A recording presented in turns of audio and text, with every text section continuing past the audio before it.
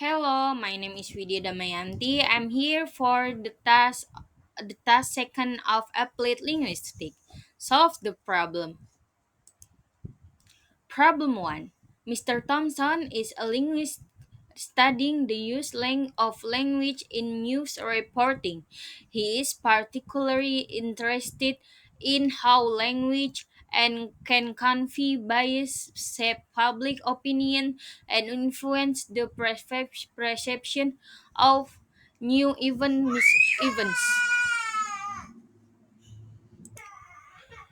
To identify linguistic patterns that might indicate bias.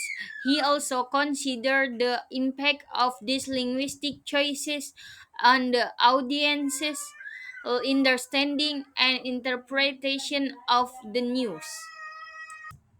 The questions. What linguistic feature should Mr. Thompson focus on to identify bias in news reporting? Discuss at least three features and explain how they can contribute to, to the bias reporting. The first one is word choice and connotation. Word choice and connotation play a crucial role in conveying bias. The selection of specific word and their implied meanings and subtly or overtly shape readers' perceptions. Negative connotations. Words with positive or negative connotation can influence the reader's emotions and attitude toward the subject. For example, describing a protest as a riot versus demonstration carries in implication. Example: freedom fighter, fist terrorist. For the same group, this depending on the publication stance. Appearance and dystemis. Appearance can downplay negative aspect while dystemis can encourage them.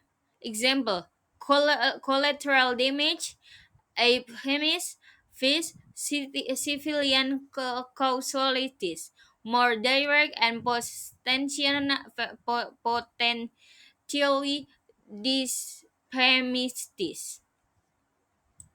The second one is synthetic structure. The way sentences are structured can also indicate bias. Certain synthetic choices can foreground or background information, affecting how even an actor are portrayed. Active and passive voice.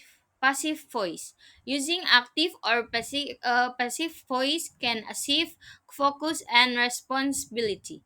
Example: police shoot the protester. Active. Face the protester. The protester was shot by police. Passive. The active voice implies the police actions, while the passive voice can diffuse responsibility. Normalizations. Turning verbs into nouns can obscure agency. Example: the government cracked down on the protesters. Clear actions and again. Fish the crackdown on the protester. Figure less clear who is the responsible. The third one is framing and metaphors. The way news is framed and the metaphor used can significantly influence how events are understood and interpreted. Issues farming, focus or angle from which a story reported. Example: reporting or immigrations from a security threat. Frame: a human right frame can lead to vastly different public perception. Metaphor shapes we conceptualize complex issues by relating them to more familiar concept. Example, describing the economy as healthy or sick can frame economic discussions in terms of wellness, influencing whether policies are seen remedies or treatment. Next, particle application. To apply this analysis, Thompson can first one is conduct comparative analysis, compare how different news outlets report the same event using the above linguistic features. The second one is quantitative analysis. Count the frequency of words with positive or negative connotations, active passive constructions, and type of metaphor use. Qualitative analysis. Contextually analyze article to understand the broader impact or syntactic and framing choice on the narrative.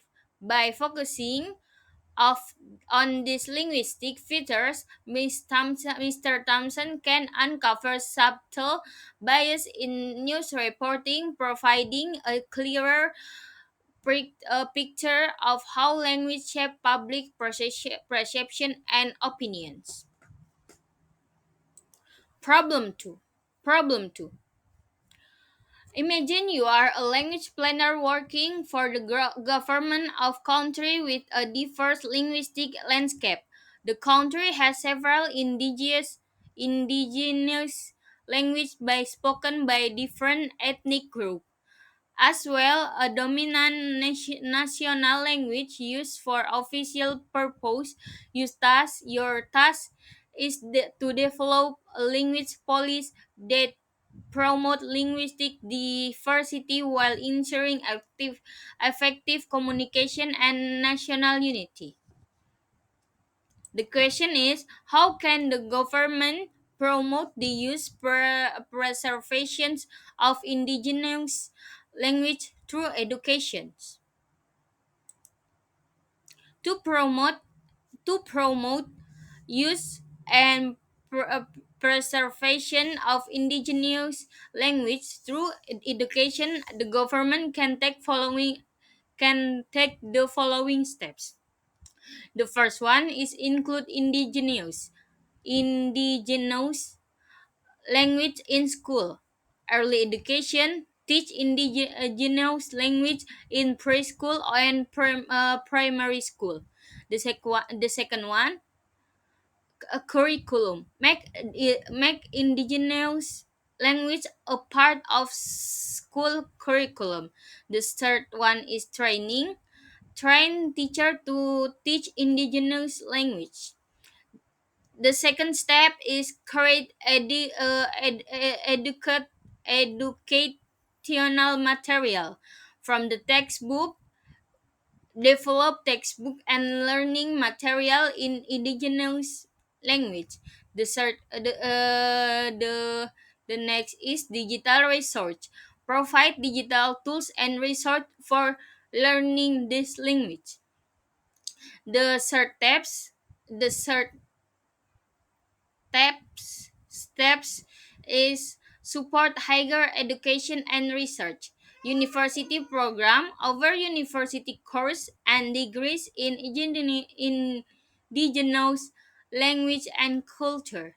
The next step is research funding. Provide funding for research or on indigenous language.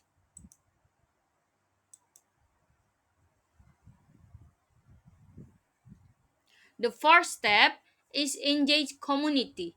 Program work with local community to create language and program. Language nets set up immersions program where children can learn indigenous language from young age. Next is cultural education. Include cultural practice and stories in the education program.